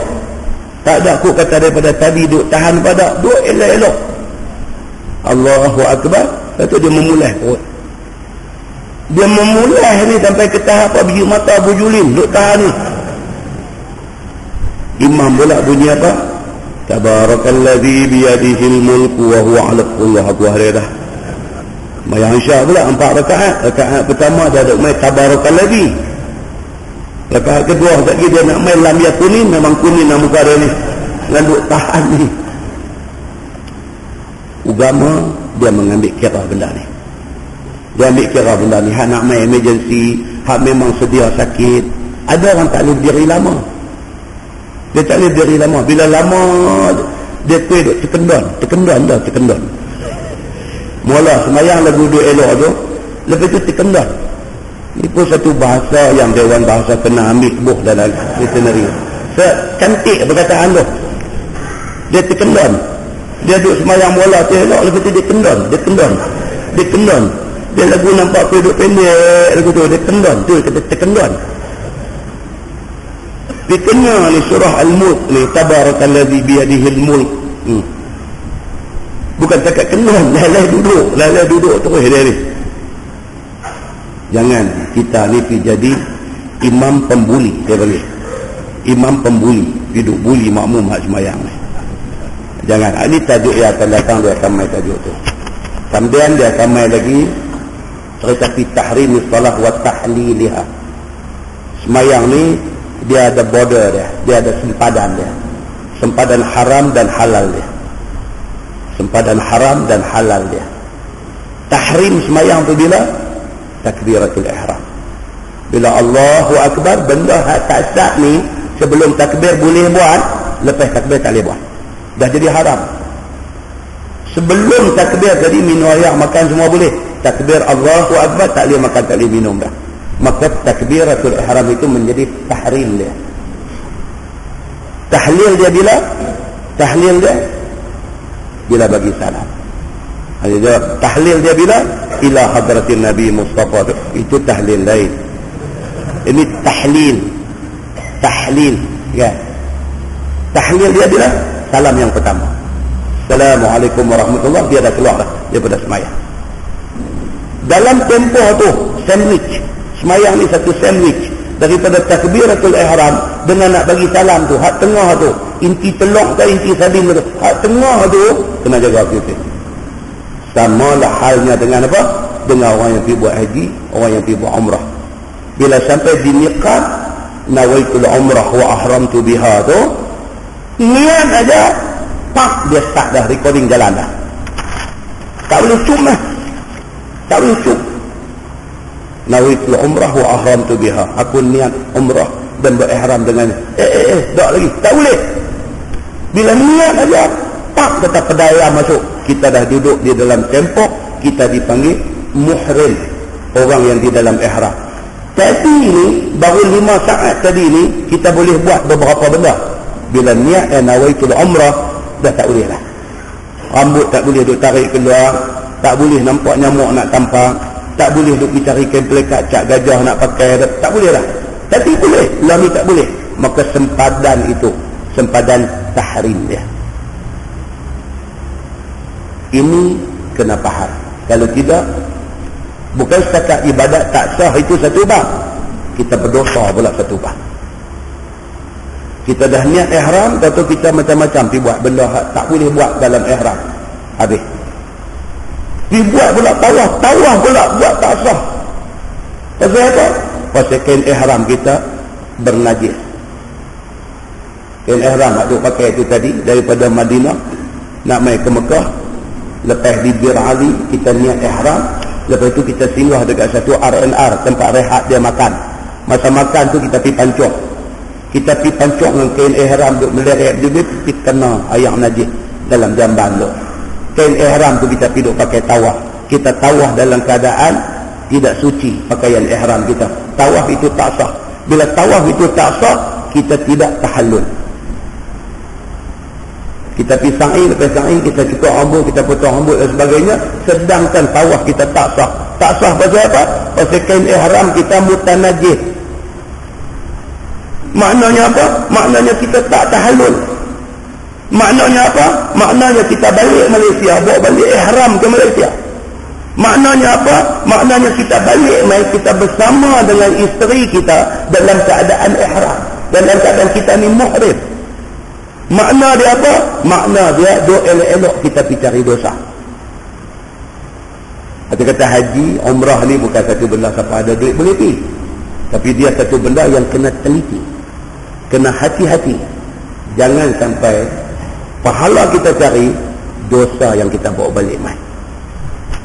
Ni tajuk ni cerita tentang sempadan sembahyang, lebih kurang hal dengan sempadan haji dan umrah. InsyaAllah panjang umur kita tengok pada bulan depan. Kita tangguh dengan tasbih kafarah dan suratul Asr. Subhanakallah, asyhadu an la ilaha illa anta, astaghfiruka. Bismillahirrahmanirrahim. Innal insana wa tawassaw bil haqq. اللهم صل على محمد في الأولين والآخرين وسلم. رضي الله تبارك وتعالى عن سادتنا أصحاب سيد رسول الله أجمعين. بسم الله الرحمن الرحيم. الحمد لله رب العالمين حمدا يوافي نعمه ويكافئ مزيدا. يا ربنا لك الحمد كما ينبغي لجلال وجهك الكريم وعظيم سلطانك. رضينا بالله ربا وبالإسلام دينا وبمحمد نبيا ورسولا.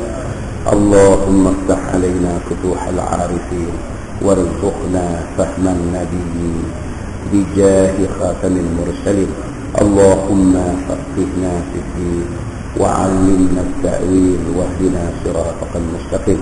اللهم أرنا الحق حقا وارزقنا اتباعه وأرنا الباطل باطلا وارزقنا اجتنابه. اللهم اجعل جمعنا جمعا مرحوما وتفرقنا من بعده تفرقا معصوما.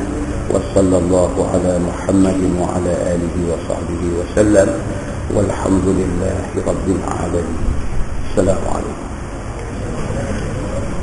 الحمد لله.